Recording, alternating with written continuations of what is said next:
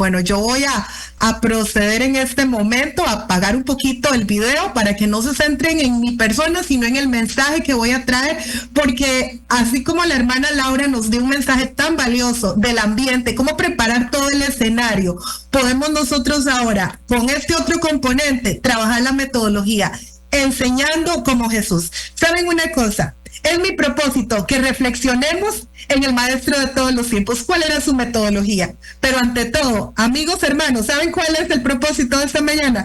Que lo repliquemos en nuestras iglesias. Y yo quiero preguntarles, iniciando aquí con una pregunta generadora, observemos estos tres personajes que están ahí en sus dispositivos. ¿Alguno de ustedes recuerda? ¿Conoce alguno de esos personajes? Posiblemente sí, posiblemente alguno no recuerda. Bueno, yo quiero mencionar que he traído al escenario hoy a Jean Piaget, a María Montessori y a Paulo Freire. ¿Por qué he traído estos tres famosos pedagogos del ámbito educativo? Bueno, porque me llama mucho la atención que Jean Piaget, bueno, siendo de origen suizo, aportó muchas teorías al desarrollo educativo, pero bien que interesante, él hablaba más sobre cómo potenciar la comprensión a través de la resolución de problemas.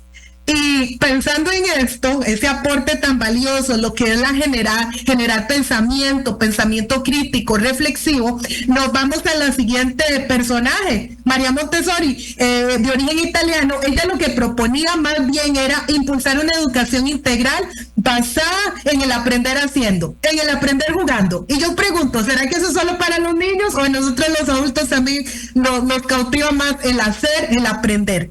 Y ya un poquito más reciente, más del ámbito latinoamericano, aquí les comparto a don Paulo Freire, de origen brasileño, y don Paulo Freire decía algo muy famoso por ahí que tiene una similitud con nuestra autora cristiana Elena White. Dice que enseñar no es transferir conocimiento, sino crear posibilidades, porque quien enseña, hermanos, amigos, ¿qué pasa? Aprende, y quien aprende, enseña. Pero ¿saben qué? Trae estos tres pensadores famosos pedagogos, pero lo que ellos en su momento aportaron no se compara con el pedagogo y el andrólogo de todos los tiempos, porque siglos antes Jesús ponía en práctica la resolución de problemas, el impulsar el haciendo y el transferir el conocimiento no en palabras sino en hechos. Así que por más pedagogos famosos, lo que Jesús hizo, esa obra maravillosa, está cimentada en muchos aspectos. Y aquí hay una frase hermosa del Ministerio de la Curación que dice: el Salvador trataba a las personas como quien deseaba hacerles bien, les mostraba simpatía, atendía sus necesidades y ganaba su confianza. Y ahora recordemos que el pedagogo es el especialista en enseñar a niños, a jóvenes, y el andragogo es el especialista en trabajar y en enseñar a adultos. Y seamos honestos, el enseñar a un niño y enseñar a un adulto no es lo mismo. Por supuesto que conlleva diferentes técnicas, habilidades, preparación, pero Jesús, ahí donde él estaba, a donde su padre lo trajo a este mundo como redentor nuestro, él enseñaba a niños, a jóvenes, a viudas, a fariseos, a maestros del Sanedrín, a doctores de la ley. Con la persona que él se topaba en su camino, les mostraba su simpatía. Pero avancemos. El tiempo aquí nos va ganando, como dijo la expositora anterior, y pues aquí vamos haciendo el énfasis, el espacio medular de cuál era la enseñanza de Jesús. ¿Cómo enseñaba Jesús? Es más, ¿cómo era su metodología? ¿Cuál era la metodología que empleaba Jesús, que aún no se compara con todos estos famosos pioneros en el área educativa? Y quiero recordarles, antes de hablar de metodología, que la metodología, como lo pueden ahí estar leyendo en sus dispositivos, es un conjunto de procedimientos, técnicas, herramientas que se utilizan de manera organizada. Nosotros claramente tenemos idea de que no es ir a improvisar. El maestro de aula no improvisa, para eso hace un planeamiento, si hablamos del ámbito secular, y que más decirlo del ámbito donde vamos a ir a trabajar con esas mentecitas, esos corderitos. Nosotros tenemos que tener claro que llevamos igualmente preparación, planificación, porque de lo que nosotros hagamos vamos a guiar a los estudiantes, en este caso a los niños, en las diferentes clases. Y ahora bien, yo quiero decir aquí algo. Tal vez algunos estudiamos educación y aquí hay varios educadores que son aquí colegas, pero ¿saben qué? El Señor no llama a gente capacitada, ¿verdad que no? El Señor nos llama y Él nos capacita, porque lo primero que el Señor necesita es un corazón dispuesto, un corazón humilde, un corazón anuente al servicio. Y es importante recordar que aunque no hayamos sido formados en el ámbito educativo, para esto son estos seminarios, para esto es esta planificación. Y yo les agradezco porque el estar un domingo, y yo sé que tanto para los pastores, los hermanos, los ancianos o los diferentes amigos que están con nosotros no es fácil. Sabemos que hay diferentes tareas que atender durante la semana y hoy domingo pues aquí estamos aprendiendo juntos y compartiendo y lo más importante, capacitándonos para crecer. Pero ¿cuál era la metodología de Jesús? ¿Qué era lo que cautivaba tanto sus corazones? Primero que nada, analicemos cuáles eran las características del aula de Jesús. Quiero recordarles que el aula de Jesús no estaba circunscrita a 4 paredes. No estaba limitada a un salón. Jesús utilizaba un camino, el desierto, un lago, un mar, una aldea. A donde Jesús iba, hacía que su ministerio se convirtiera en un aula de clases. Pero vean qué hermoso. Jesús se contextualizaba a las personas. Se familiarizaba con las personas que se relacionaba. Jesús se adaptaba al idioma que ellos entendían, utilizaba las enseñanzas que ellos más podían comprender. Yo me pregunto, ¿cómo hacía Jesús? ¿Cómo hizo Jesús en el Sermón del Monte? Alguna vez me he imaginado Jesús hablando, yo no me lo imagino gritando las diferentes enseñanzas. Bienaventurado. Bueno, yo no me imagino a Jesús ahí pegando 4 gritos, hermano. Yo no sé qué cosas maravillosas hizo el Espíritu Santo y generó un ambiente de quietud completo, que de seguro así fue, porque Jesús no estaba utilizando micrófono ni nada que le ampliara su voz. Donde Jesús iba y hablaba, su lenguaje, como dice que era comprensible, como un arroyo cristalino, se compara, y hablaba como música a los oídos. Yo no sé ustedes, pero qué hermoso es soñar ver a Jesús impartiéndonos una lección de escuela sabática, impartiéndonos una clase. ¿Se imaginan esa voz dulce, esa voz atractiva, esa voz maravillosa, que era lo que en ese momento, en donde estaba predicaba? Y yo tengo la bendita esperanza, así como ustedes, que muy pronto, con la ayuda del Señor, estaremos sentados a los pies del Divino Maestro escuchando sus lecciones. Pero sigamos analizando algunas de las características del aula de clases de Jesús. Dice que Jesús hablaba con autoridad, pero a la vez con amor.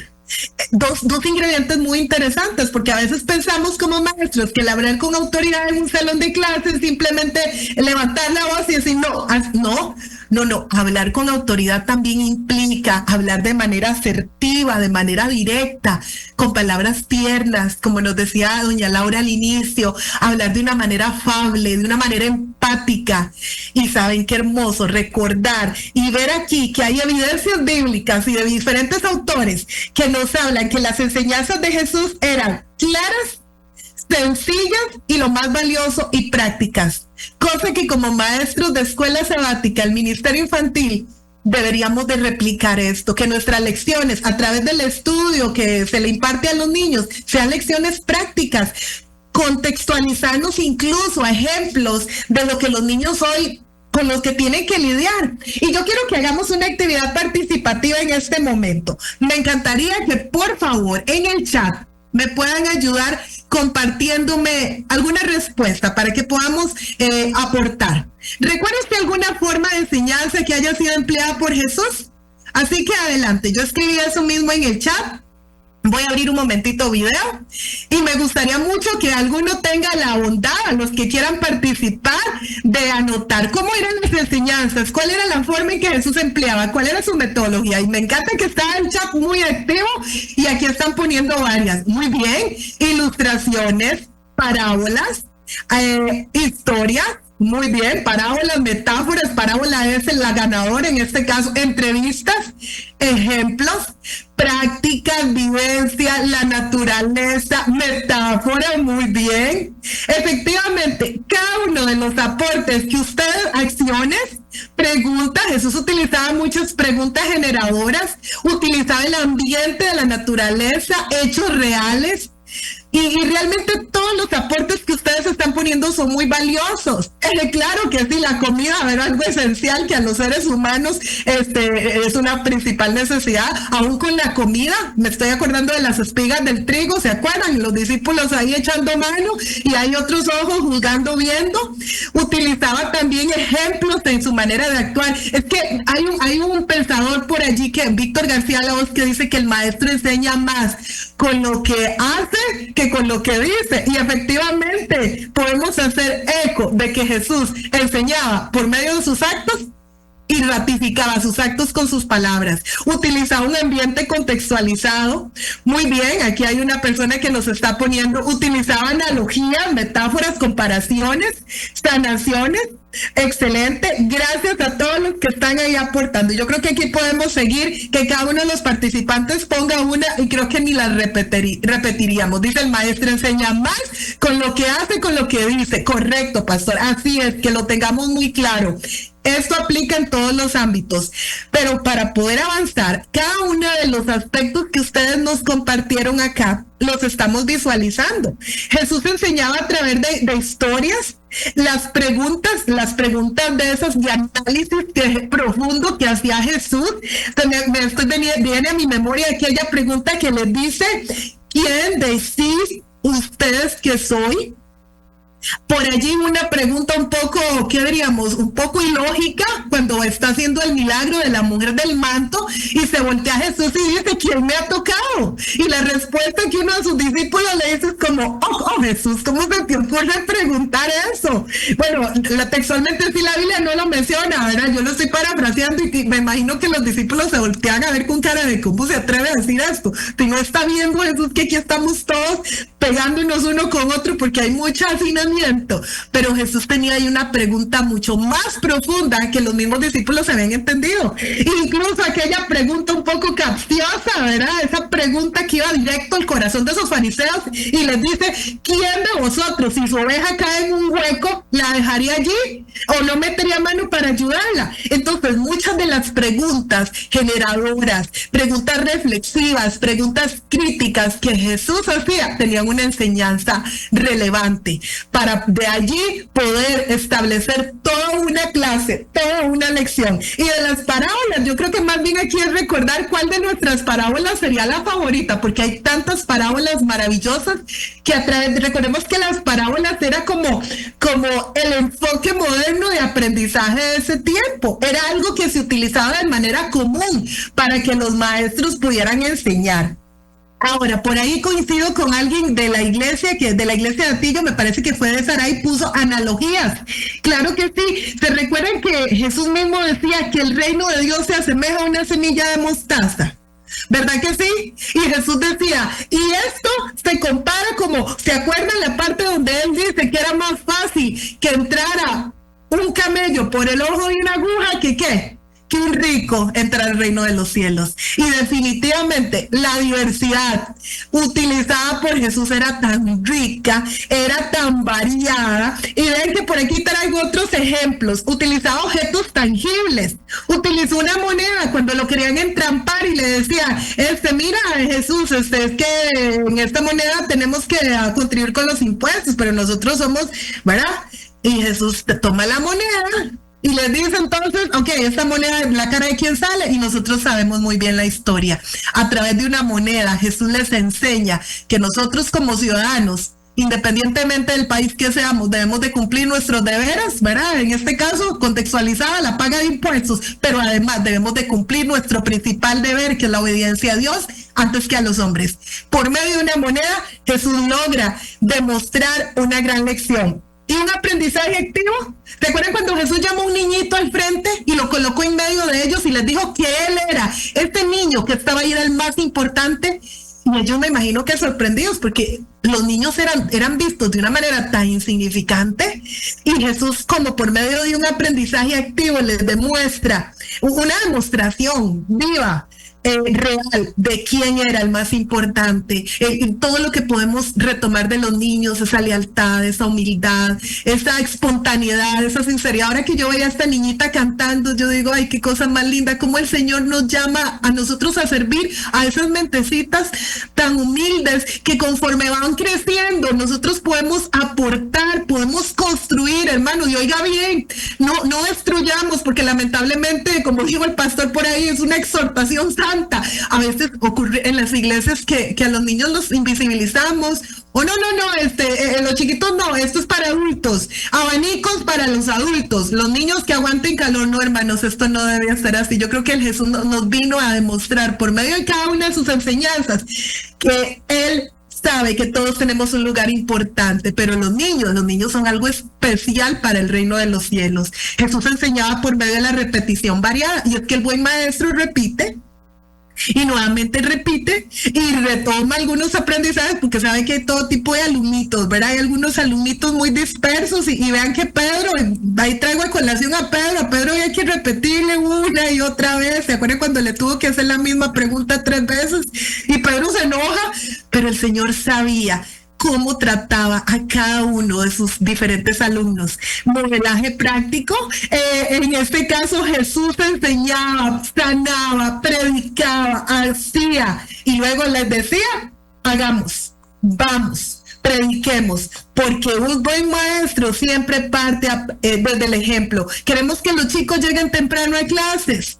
Los niños no llegan solos, por supuesto que llegan con los padres, pero el padre de familia nos observa y sabe que si llegamos temprano a la lección de escuela sabática, necesitamos tener la autoridad moral para decirle, vea papá, yo estoy viniendo temprano para los minutos previos, su niño está llegando tarde, yo le suplico que me lo pueda traer temprano para que él no se prive de ese espacio tan bonito. Pero y si nosotros llegamos tarde, qué torta, ¿verdad? Porque llegamos tarde y entonces el mismo padre de familia va a decir, no, si es que la maestra llega a las 9 de la mañana, entonces a esa hora yo lo voy llevando. Y realmente nuestro modelaje debe ser consistente en lo que decimos y en lo que hacemos. Ahora bien, yo quiero traer aquí a colación algo que se llama el diseño universal de aprendizaje, el famoso DUA, que es muy posible que aquí los colegas del área educativa lo apliquen en sus diferentes aulas. Y es que quiero mencionar un poquito esto, el por qué.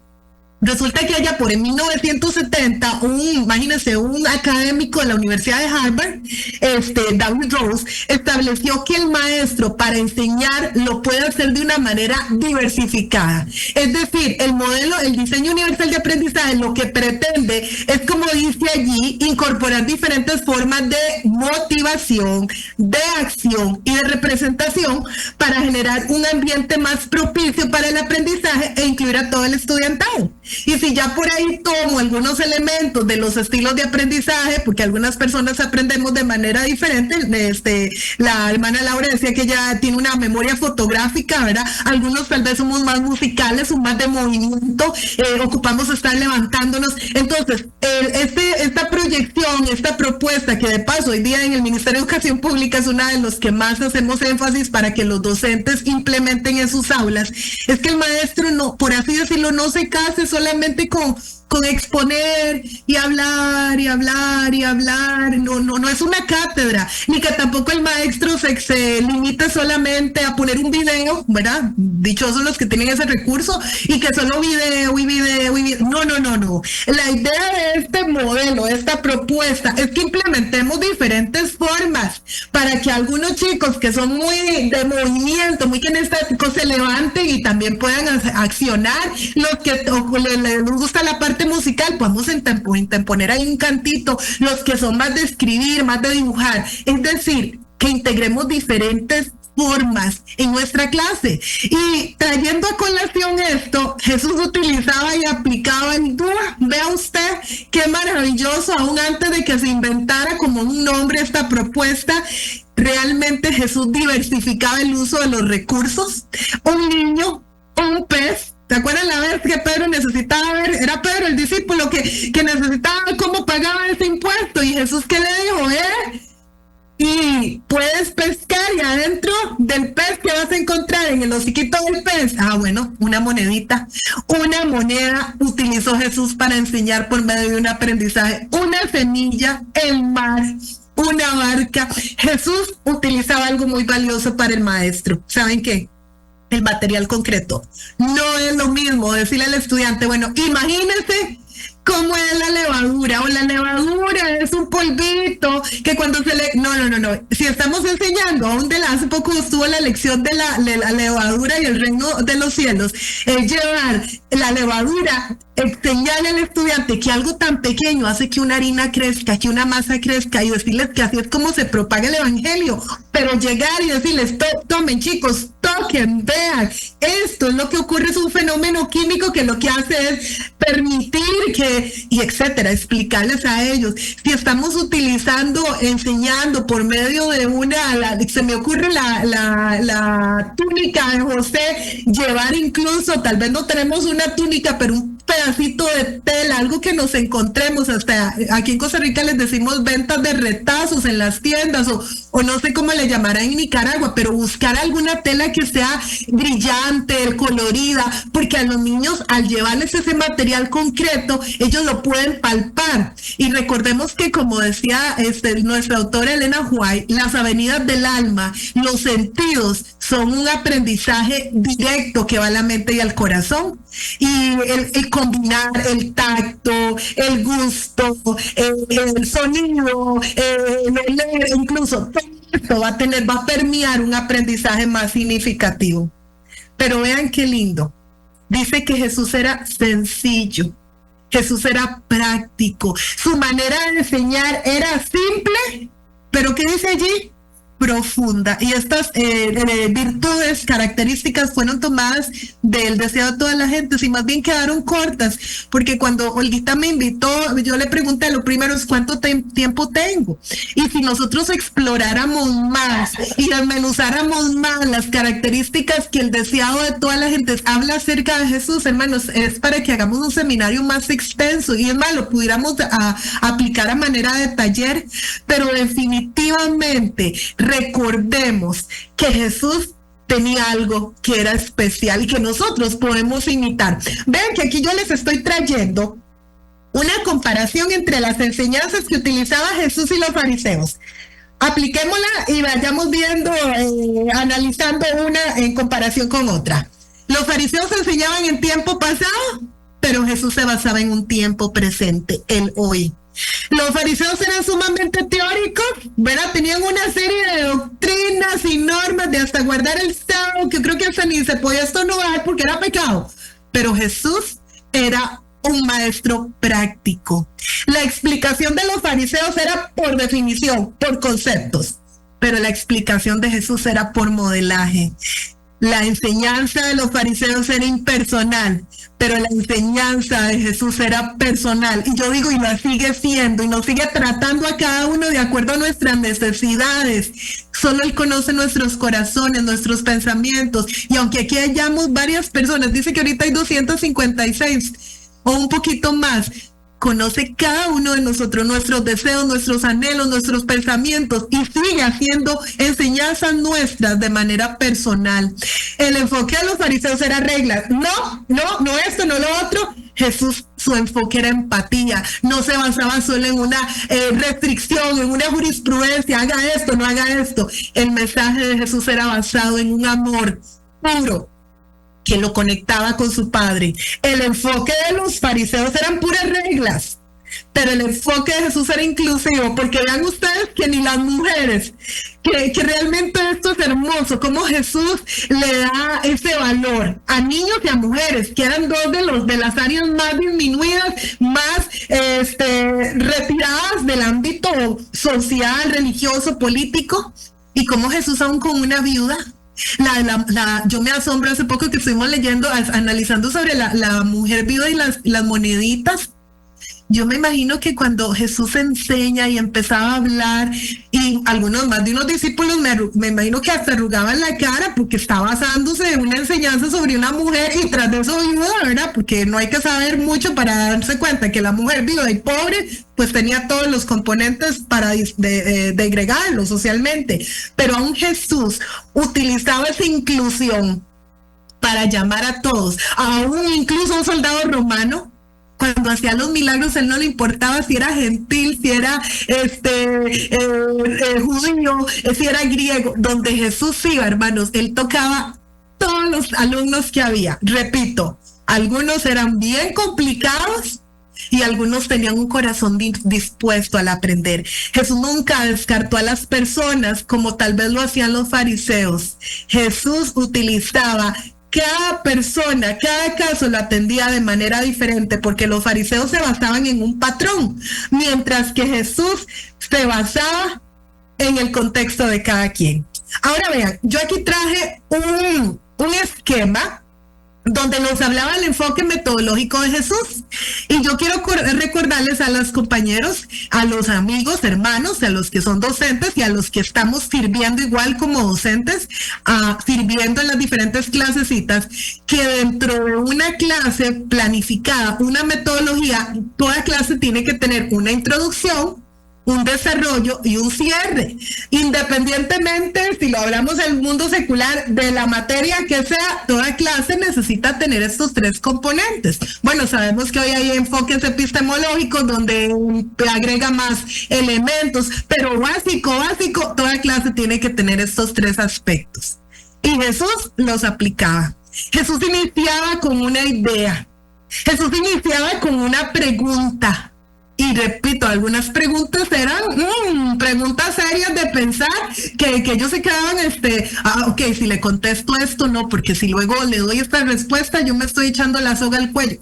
O sea, eso será muy profundo. Después de eso, la metodología Jesús utilizaba en su desarrollo la explicación, una ilustración simple. Por lo general algunos pusieron ahí basado en una parábola, estoy pensando en la del hijo pródigo, y a través de una historia, Jesús empezaba a dar todo ese desarrollo práctico de cuál era la enseñanza que quería aplicar. Y finalmente hacia el cierre, que era la parte del plenario que nosotros llamamos, la parte del conversatorio, donde Jesús les decía, ahora sí, aplica, ve tú y haz lo mismo. Entonces, yo puedo decir, hermanos, si ustedes coinciden conmigo, con toda certeza, que la especialidad de Jesús como maestro era esta: dialogaba. Jesús no imponía, Jesús dialogaba.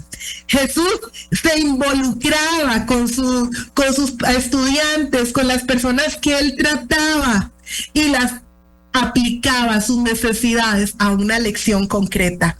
Creo que nosotros, como llamados a este ministerio, tenemos que replicar, emular, copiar esos maravillosos ejemplos, no dejando de lado que dentro de todo lo mostrado por Jesús podemos hacer que nuestras clases sean un espacio tan rico, como nos decía la hermana anterior, que el ambiente, el escenario sea propicio, más si nos preparamos con una metodología diversificada, buscamos actividades para los chicos, de acuerdo a sus edades, por supuesto, ¿verdad? No es lo mismo trabajar con cuna que trabajar con menores, entonces ahí es donde vamos promoviendo diferentes actividades, donde incluso la participación de ellos sean el escenario central, sean el protagonista, y nosotros nos vamos convirtiendo en esos guías, en esos facilitadores.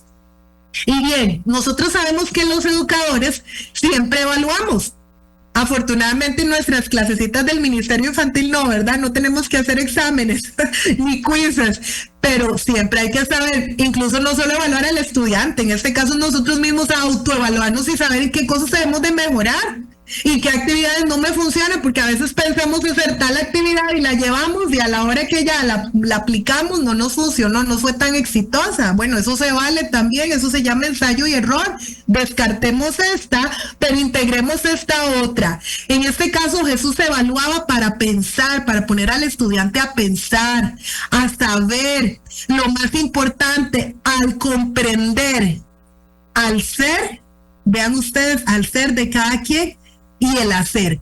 Porque fuimos llamados y fueron llamados, ¿verdad? Desde la iglesia primitiva a cumplir una misión. Y esa misión la seguimos nosotros, la estamos nosotros realizando con el Ministerio Infantil ahí de los niños. Tal vez no vamos directamente, estamos con el director del Ministerio Personal, estamos tan enfocados, pero cuando se hace una campaña evangelística, hay una parte importante que yo veo que en las iglesias, qué bendición que se siga implementando, esa parte donde se toma el espacio para atender a los niños, pero no irles a poner ahí una película por rellenar espacio, no, igual en esos espacios es planificar algunas actividades que van haciendo llamados al corazón de los niños, que van apelando, el Espíritu Santo trabaja en esas mentes y en esos niños, para que puedan ser incluso esos motorcitos que los padres de familia puedan también aceptar el mensaje.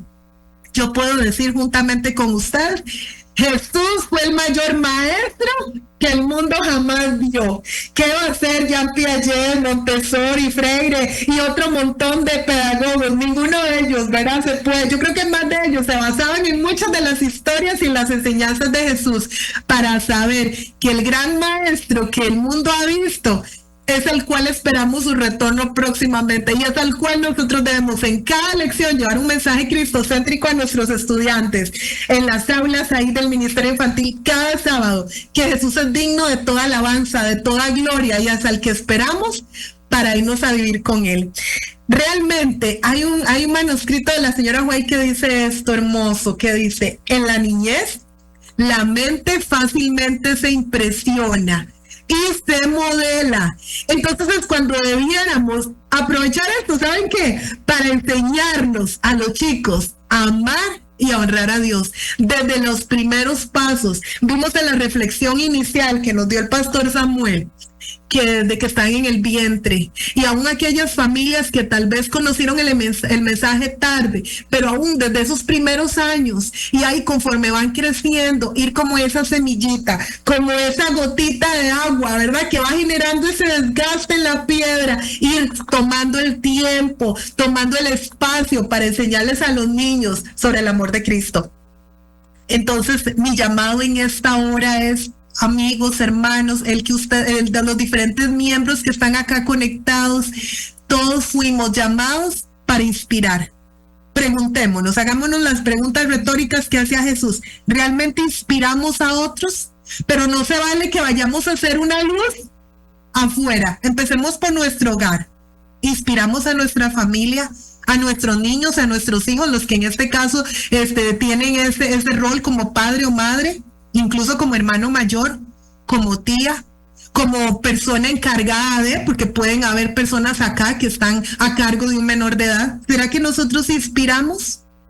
¿Será que nosotros educamos? Recordémonos que educar y enseñar hay una gran diferencia. El educar viene siendo de una manera más integral. Repito lo que he venido diciendo, no podemos enseñar con palabras, sino con el ejemplo. Podemos decir muchas cosas de la boca para afuera, pero el elemento más convincente de nuestras acciones, ¿qué son? Nuestros hechos.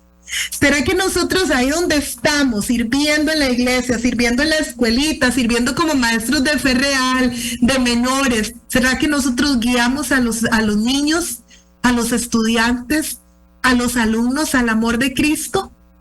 ¿O será que hay cosas que todavía de camino nos tenemos que cambiar? ¿Será que hay cositas que tenemos que pedirle al Espíritu Santo que nos quite? Porque no podemos ilustrar a otros y en nuestro camino todavía hay tropiezos negativos que ahí nos están estorbando. ¿Será que nosotros estamos enseñando por el buen camino?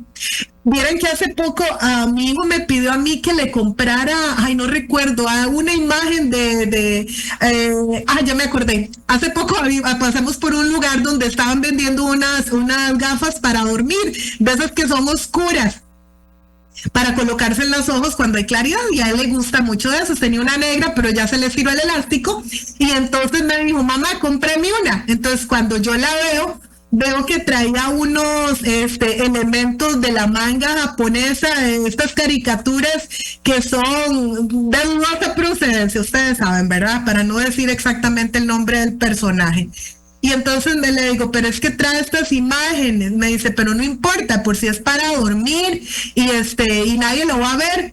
Y le digo yo, papi, pero vieras que me quedo pensando, si eso trae elementos que son como dedicados al enemigo, el enemigo ve eso en la casa nuestra y va a llegar a reclamarlos. Mejor no le abramos ni siquiera una puerta al enemigo para meter nada que no sea de Jesús. Y él me dijo, tienes razón, mamá, porque si exponemos a este personaje y no es parte de lo que nosotros escuchamos o vemos, pues estamos haciendo esa apertura a esa puerta al enemigo. Entonces yo también quiero hacerles aquí un llamado, hermanos, amigos. Revisemos en nuestros hogares qué cositas hay que no convienen.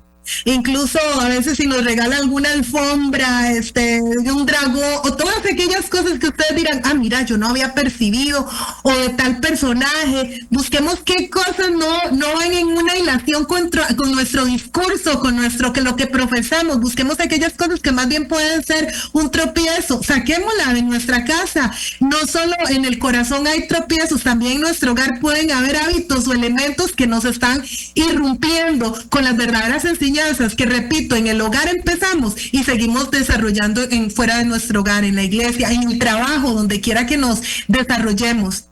Y finalmente, busquemos siempre el amar, así como Cristo nos dio ejemplo. Hay gente que no es fácil amar, ¿verdad que no?